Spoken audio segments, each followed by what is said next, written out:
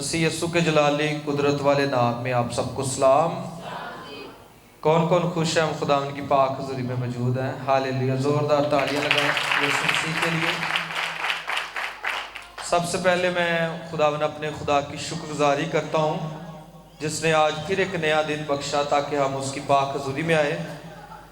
इसके बाद senior pastor नूर फजल साहब का, जो आप सब जानते हैं कि सारी नस्ल इंसानी से प्यार करते हैं और इसके साथ साथ फैसलाबाद से बड़ा प्यार करते हैं, तो कौन कौन खुदा के खादम से प्यार करता है? सीनियर पास्टर नूर फजल, ज़ोरदार तालियां बजाएं खुदा के खादम के लिए।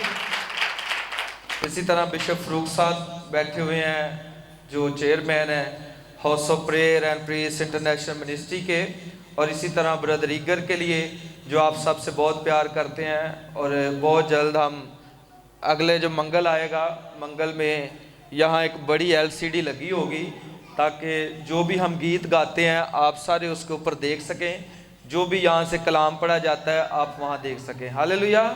सो मंगल वाले दिन हमारी पूरी कोशिश है कि हम यहाँ एक बड़ी LCD को लगाएं ताकि आप सारे जो हैं जो भी गीत गाया जाता है उसको आप भी गा सकें। सो खुदावन की हम शुक्रगुजारी करते हैं। बड़ा अच्छा लम्हा है कि हम खुदा की मुकद्दस आवाज़ को आज सीख रहे हैं। सुनिएगा बड़ी गौर से बात को कि बड़े सारे लोग आए, पैगंबर आए, रसूल आए और बड़े सारे मोजज़ात हुए, और बड़े सारे मोजज़ात होने के बाद लोग जो है फिर मौत के मुंह में चले गए। लेकिन सबसे ज़रूरी जो चीज़ है वो हमेशा की ज़िंदगी है और खुदा की बादशाही है। हालेलुया। अब मैं इस बात को बताना चाहता हूँ कि खुदा का बंदा एलीशा जो कलाम सिखाता है कि उसको एक मर्ज लग गया और वो उस मर्ज से चंगा नहीं हो पाया और उसी मर्ज के अंदर मर गया। और खुदा का बंदा जब एलीशा मर्ज के अंदर मर गया, उसको कोई जख्म लगा, कोई ऐसा मर्ज लग गया, लेकिन वो उससे अच्छा नहीं हो पाया और ऐसा हुआ कि बीमार होता होता होता होता वो मौत के मुंह में चला गया। अब कुछ अरसे के बाद, सुनिए इस बात को बड़े गौर से, कुछ अरसे के बाद कोई उसी गांव के अंदर कोई मर गया। अब वो जनाजे को उठाकर कब्रिस्तान की जानब लेकर जा रहे हैं, और जब कब्रिस्तान पहुंचे हैं तो उन्होंने कब्र को बनाया है। हालांकि वो नहीं जानते कि कब्र के नीचे मिट्टी है, कब्र के नीचे क्या है, कब्र के नीचे क्या, वो इस बात को नहीं जानते। लेकिन शायद सालों पहले खुदा का बंदा वहाँ जो है वो उसे लिटाया गया। अब उस मुर्दे को उन्होंने उठाया और उसी गौर के अंदर उसे लिटाया। कलाम सिखाता है कि एलीशा की हड्डियां उस मुर्दे की हड्डियों से टच हुई और वो मुर्दा जिंदा हो गया। हालेलुया। ये है कि खुदा का बंदा खुद जो है मर्ज लगा और उसके अंदर मर गया, लेकिन सुनिए उसके पास क्या है? हमेशा की जिंदगी। वो मरा हुआ भी मुर्दों को जिंदा कर रहा है। हालेलुया। सो आज जो है हमने खुदा की बादशाही के लिए तैयार होना है। सुने इस बात को, हम बड़े सारे इस गर्ज से भी खुदा की ज़ुरी में आते हैं कि हमने शिफा लेनी है, और शिफा लेने के बाद हम इधर को और यीशु इधर को। लेकिन सुने आज की सुबह में आप इस बात का तहैया कर लें कि हमने बादशाही में इंटर होना है। कोई ये नहीं कह सकता कि अगर 10 कोड़ी आए और उन 10 कोड़ियों ने यीशु के पास आकर मिन्नत की कि हम पर रहम कर, हम कोर्ट से आज़ाद होना चाहते हैं, तो कहीं ने लिखा कि वो 10 के 10 ही खुदा की बादशाही में दाखिल हो गए, क्योंकि उन्होंने शिफा ली। उन्होंने कहा हमारा रास्ता ये है, खुदावन तेरा रास्ता ये है। कोई भी बीमार जब चंगियाई को हासिल कर गया तो कलाम सिखाता है कि कहीं नहीं लिखा कि वो आसमान की बादशाही में दाखिल हो गए। हाँ, जब उस डाकू ने इकरार किया, उसने कहा ऐ खुदावन जब तो अपनी बादशाही में जाए तो मुझे भी क्या करना? याद करना। कोड़ियों ने ये नहीं कहा कि खुदावन जब तू बादशाही में जाए तो हमें भी याद करना, बल्कि उन्होंने तो शिफा ली और उन्हें अपना रास्ता लिया। और हम देखते हैं कि यीशु मसीह जब एक वापस आता है कोड़ी, तो यीशु मसीह कहता है कि क्या बाकी 9 ने शिफा नहीं पाई? सुने इस बात को, अक्सर बेशतर हम जो हैं वो शिफा की गर्ज से ही खुदा के पास आते हैं, लेकिन डाकू ने कहा खुदावन जब तू अपनी बादशाही में जाए तो मुझे भी। तो सुनिए, यीशु ने कहा कि तू आज ही मेरे साथ फरदौस में होगा। हालेलुया। सो आज की सुबह में हमने अपने आप को बादशाही के लिए तैयार करना है, जिसके अंदर हमेशा की जिंदगी है, जिसको हासिल करने से हम कभी बीमार नहीं होंगे, जिसको हासिल करने से फिर हमारे अंदर परेशानियां नहीं आएंगी, बदरूहें नहीं आएंगी। तो सुनिए खुदा के लोगों, बादशाही का जो लफ्ज़ है खुदा के मुकद्दस कलाम में 213 दफ़ा इस्तेमाल हुआ है। बार बार लोगों को बादशाही के लिए तैयार किया जा रहा है। कलाम के अंदर 213 दफ़ा बादशाही के तल्लक से लोगों को इनवाइट किया जा रहा है कि आओ बादशाही को हासिल करो, आओ बादशाही को कबूल कर लो। बार बार लोगों को दोहराया जा रहा है, बार बार याद कराया जा रहा है। और सुने इस बात को, खुदा का बंदा जो सैमुअल है, ये इस्राएल का पहला बादशाह है। जो खुदा का बंदा सैमुअल, ये इस्राएल का पहला बादशाह है। और इसने भी लोगों को बहुत तैयार किया कि खुदा को कबूल कर लो, खुदा की बादशाही को एक्सेप्ट कर लो। अब सुने, एक वक्त आया जब जो है ये बादशाह बूढ़ा हो गया। बादशाह बूढ़ा हो गया, मुश्किल से चलता था। अब लोग देखते थे कि भाई सारी मुल्क की कमान इसके हाथ में है, तो ये तो खुद बड़ा बूढ़ा हो गया, ये क्या करेगा। बादशाही के अंदर आज हमने एंटर होना। सुने इस बात को, अब लोग जो हैं सैमुअल के पास आते हैं और सैमुअल से कहते हैं भी सैमुअल तू बहुत ज़ईफ हो गया है, तू बूढ़ा हो गया है, अब हमें लगता है तू मुल्क को संभाल नहीं सकता, तो इस तरह कर तू हमें को नया बादशाह बना कर दे। सैमुअल खुदा के पास जाता है और कहता है खुदा लोग नया बादशाह मांग रहे हैं। खुदा सैमुअल से कहता है जा लोगों से कह कि मैं उनका बादशाह हूँ। रब खुदावन उनका क्या है जी। सैमुअल वैसे ही आता है और आकर लोगों को बताता है भाई मैंने खुदा से आपकी बात कर दी, मैंने खुदा से कहा कि लोग कह रहे हैं नया बादशाह दो, लेकिन सुनो लोगों, खुदा मुझसे कहता है कि इस्राएल के लोगों को बोल दो कि तुम आदमियों की तरफ नागाह ना करो, क्योंकि मैं तुम्हारा बादशाह हूं, रब यहोवा तुम्हारा बादशाह है। हालेलुया। सो उसने आकर ईमानदारी से ये जो मैसेज है लोगों तक पहुंचा दिया, लोगों को कन्वे कर दिया। लेकिन लोग ठस से मस नहीं हुए, उन्होंने कहा नहीं नहीं हमें बादशाही दे, हमें बादशाही दे, हमें बादशाही दे। अब सैमुअल फिर खुदा के पास जाता है, उधर जाकर कहता खुदा लोग नहीं मान रहे, लोग नहीं इस बात को एक्सेप्ट कर रहे कि तू उनका बादशाह है। सो वो कहता है ठीक है तू इन्हें बादशाह दे दे, लेकिन सैमुअल तू परेशान ना हो, सैमुअल तू ज़रा निराश ना हो, देख इन्होंने तुझे नहीं रद्द किया बल्कि मुझे रद्द कर दिया, क्योंकि मैं इन्हें बोल रहा हूं कि मैं इनका रब यहोवा क्या हूं जी, बादशाह हूं। अब जो साउल है वो बादशाह मुकर्रर कर दिया गया। अब सुने इस बात को, अक्सर बेशतर मैं इसलिए ये बात बता रहा हूं कि हमने बादशाही की तलाश करनी है, दुनियावी बादशाहों की तलाश नहीं करनी। बहुत सारे बादशाह आए और फिर चले गए, बहुत सारे ऐसी बादशाहत बनी, बहुत सारी ऐसी हुकूमतें बनी, लेकिन ये जाती रही। लेकिन आपके यीशु की और मेरी बादशाही, आपके यीशु के और मेरे यीशु की बादशाही वो है जो कभी ख़त्म होने वाली नहीं है। हालेलुया।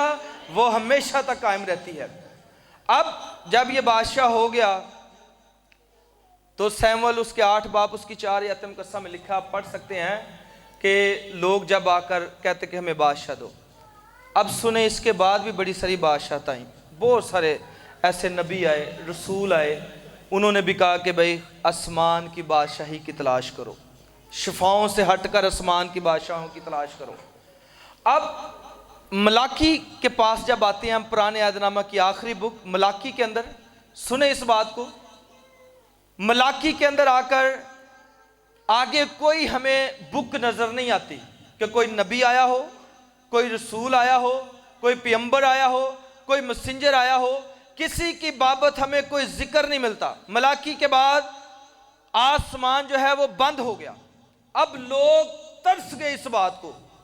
लोग पहले हर कुछ अरसे के बाद किसी नबी को आते देखते, लोग कुछ अरसे के बाद किसी पैगंबर को आते देखते, कोई खुदा की तरफ से मैसेज लेकर आता, लेकिन अब साल साल गुजर गए, लोग तरस रहे हैं, हाय हम तो तरस गए खुदा की आवाज़ सुनने के लिए, हम तो मुतलाशी हो गए हैं, हम तो बड़े जो है दूर जाते जा रहे हैं, क्योंकि हम खुदा की आवाज को नहीं सुन रहे।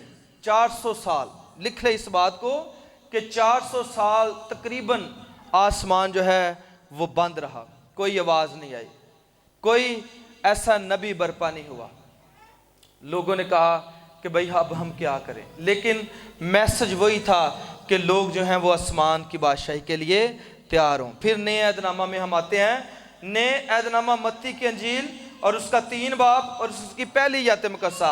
अब लोगों के दिल में जो है वो बहुत सारी ऐसी जो है अमेजिंग थिंग्स जो है वो ओपन हो रही हैं ताकि वो मैसेज को सुने, मैसेज खुदा की बातों को सुने। अब सुने इस बात को, मत्ती की इंजील 3 बाब उसकी पहली आयत मुकस्सा में लिखा है, उन्हीं दिनों में यूहन्ना बपतिस्मा देने वाला आया। अब सुने, जब ये यूहन्ना बपतिस्मा देने वाला आया तो बड़े सारे इसे नबी समझने लग पड़े। बड़े सारे लोगों ने इसे कहा ये खुदा की तरफ से है, बहुत सारे लोग इसकी बातें सुनने के लिए आते। उन्हीं दिनों में यूहन्ना बपतिस्मा देने वाला आया और यहूदिया के बियाबान में ये मनादी करने लगा। सुने क्या मनादी करने लगा, तौबा करो क्योंकि आसमान की बादशाही नजदीक आ गई है। हालेलुया।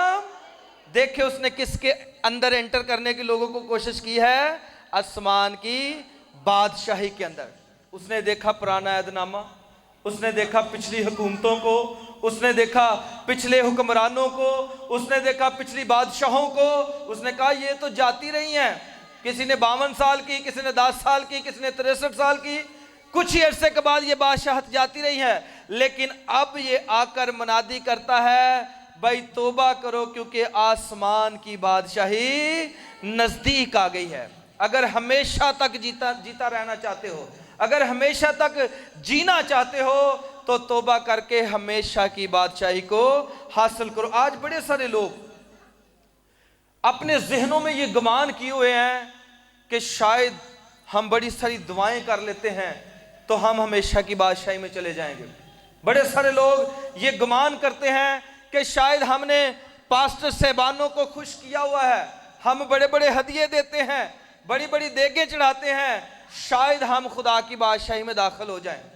तो सुने, यहाँ मैं आपको बताना चाहता हूँ कि बादशाही के अंदर एक काम आपको लेकर जा सकता, वो क्या है? मेरे साथ निकालिए जरा यूहन्ना की अंजील और उसका 3 बाब और उसके हम पहली आयत मुकस्सा को देखेंगे। ये बड़े गौर फिक्र बात है, आज ये ज़हन से निकाल दें कि देगें, बड़े बड़े हदिये, बड़े बड़े नजराने हमको हमेशा की बादशाही के अंदर ले जाएंगे। मैं आपको आज की सुबह में ये बताना चाहता हूं कि कौन सी चीज आपको हमेशा की जिंदगी के अंदर लेकर जा सकती है। यूहन्ना रसूल की मार्फत लिखी गया अंजीली बयान 3 बाब पहली आयत मुकस्सा में लिखा है, गौर से सुनिएगा। हमेशा की बादशाही के अंदर हमने इंटर होना है।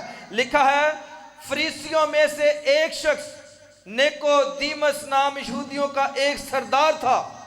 उसने रात को यीशु के पास आकर कहा,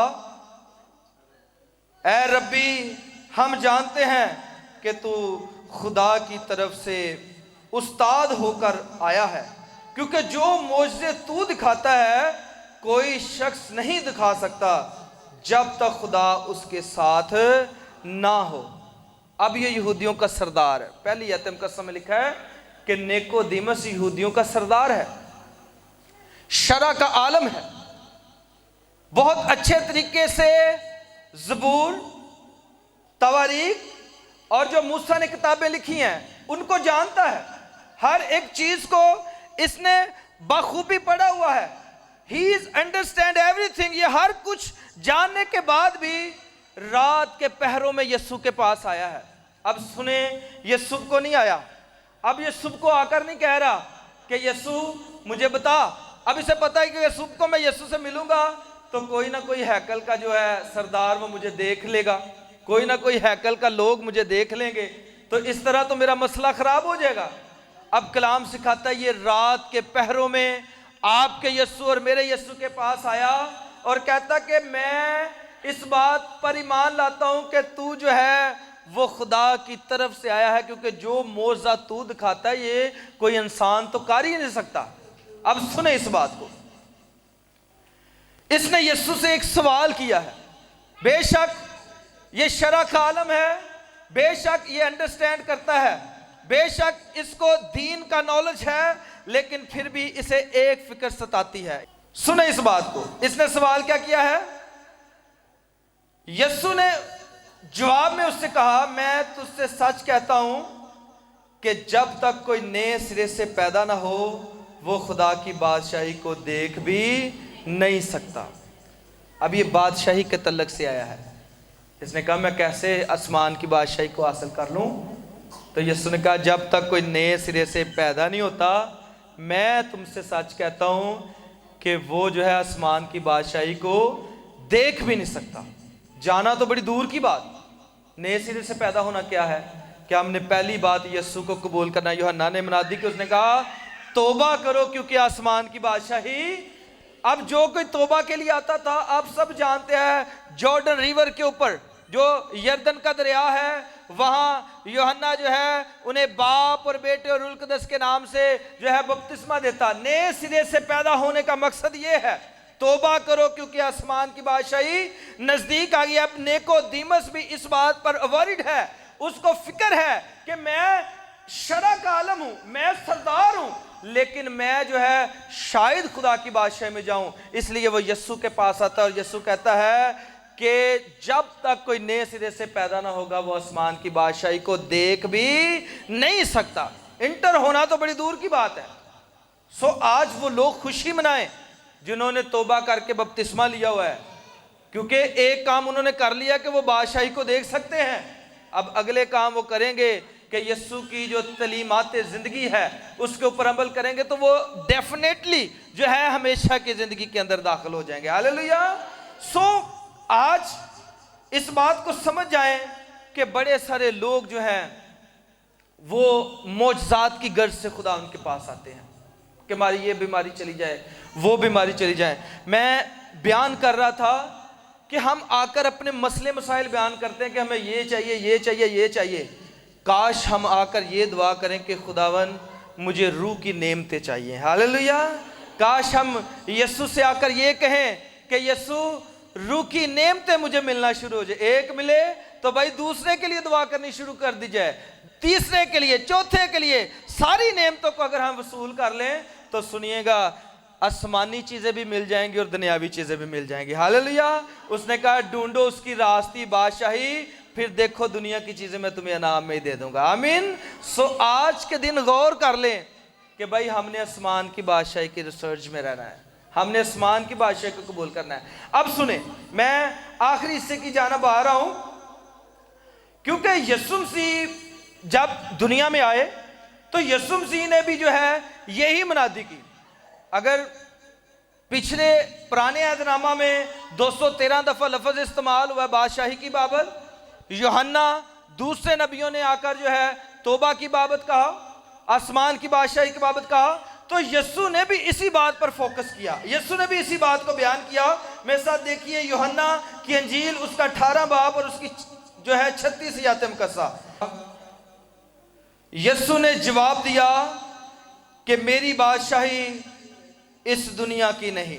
बड़े सारे बादशाह ये समझ रहे थे, लोग उसे बादशाह कहकर इज्जत देते हैं, बादशाहों जैसा प्रोटोकॉल देते हैं, तो बादशाह वरीड है, बादशाह परेशान है कि शायद ये हमसे हमारी सीट ले लेगा, शायद हमारी जगह पर आकर यीशु मसीह बैठ जाएगा। तो यीशु मसीह कहते हैं ये जो आपकी सीटें हैं और ये तो 5-10 साल में चली जाती हैं, मेरी बादशाही दुनिया की नहीं है। फिर सुनिएगा गौर से, यीशु ने जवाब दिया कि मेरी बादशाही इस दुनिया की नहीं। अगर मेरी बादशाही दुनिया की होती तो मेरे खादम लड़ते ताकि मैं यहूदियों के हवाले ना किया जाता।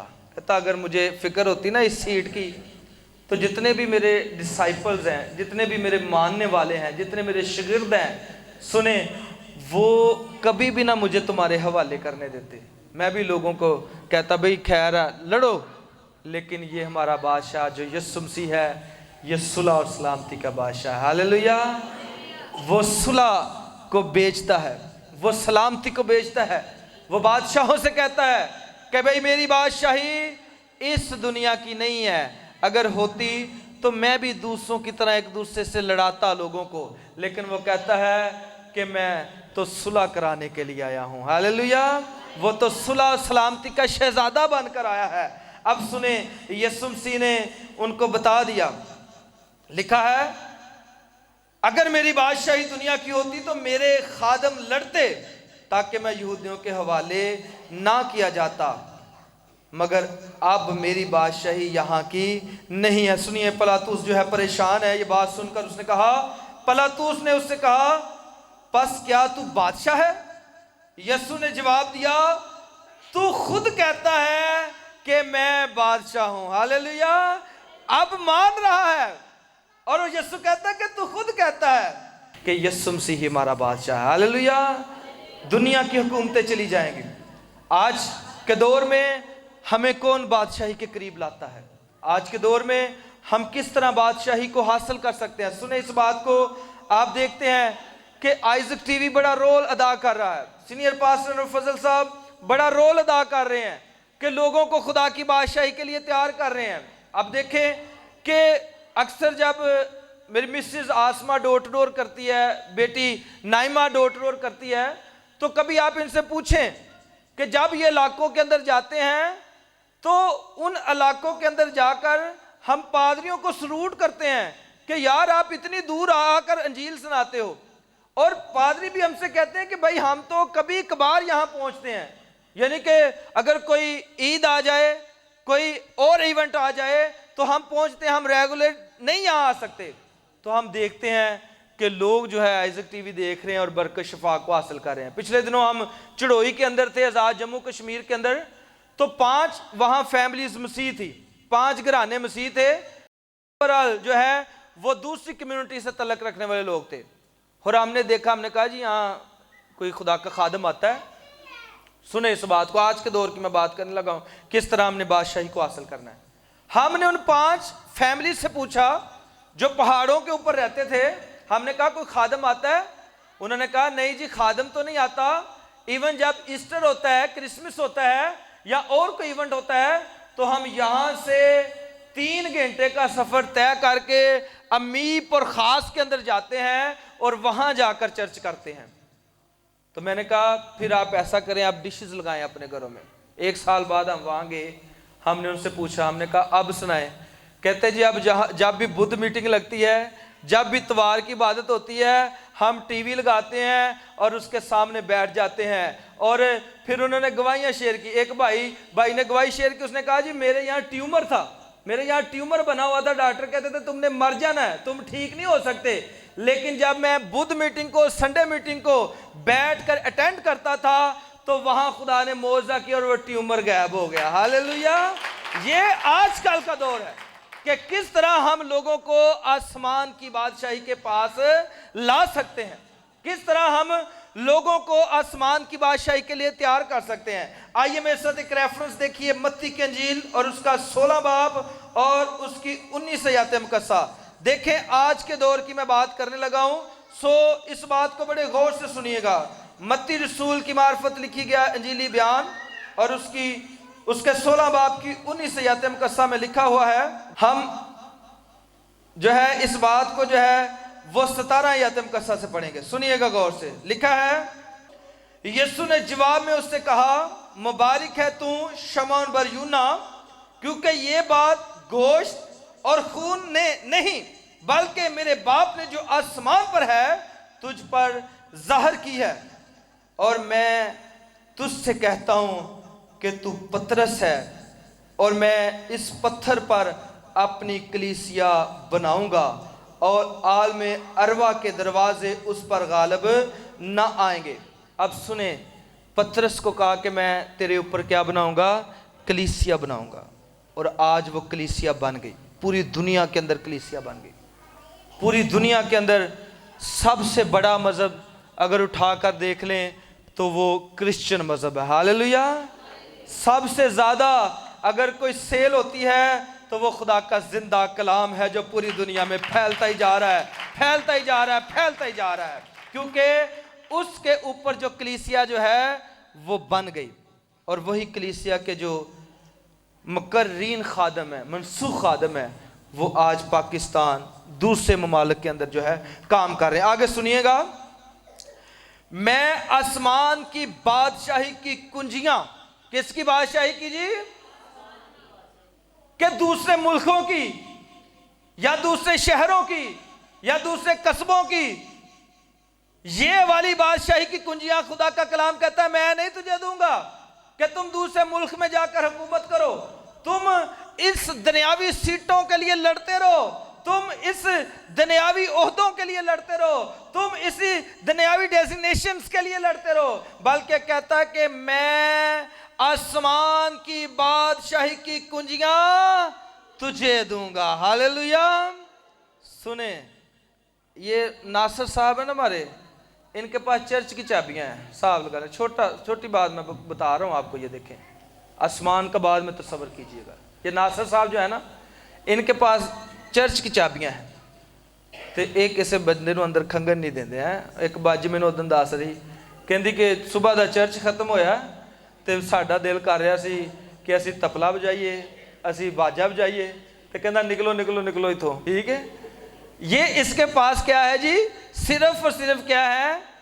इस चर्च की चाबियां हैं। सुने इस बात को, तो साहब लगाएं, जब आप आसमान की बादशाही की तलाश करेंगे, जब आप जो है आसमानी खजानों की जुस्तजू में लगे रहेंगे, तो ये जो वादा है ये किसी इंसान का नहीं है, किसी बशर का नहीं है, बल्कि आपके खुदा, मेरे खुदा रब्बुल फौज का है, जो कहता है आसमान और जमीन टल जाएंगे लेकिन मेरे मुंह की बातें हरगिज़ हरगिज़ नहीं टलेंगे। वही कहता है कि मैं तुम्हें आसमान की बादशाही की कुंजियां दे दूंगा। हालेलुया।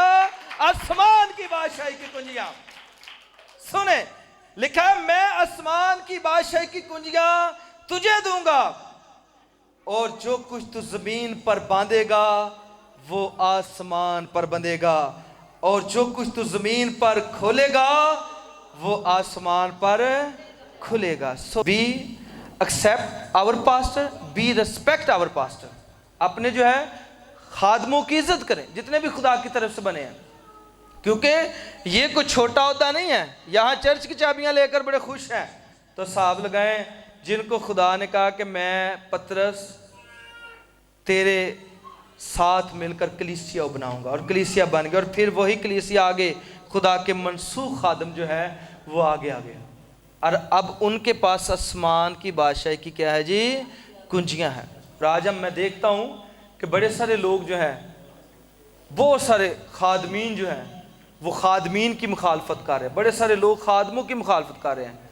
तो सुने, मैं अक्सर एक बात कहता हूँ, नमान कोड़ी जब खुदा के बंदा जो है खुदा के बंदा के पास आया, तो सुने इस बात को, तो वो कोड के अंदर है, बातें कर लो जी, बाहर नहीं निकलिया, एडा ही नवाब हो गया, क्या हो गया इसे, ये बाहर आ जाता, मैं इतने तोहफे लेकर आया हूँ, ये भी ले लेता।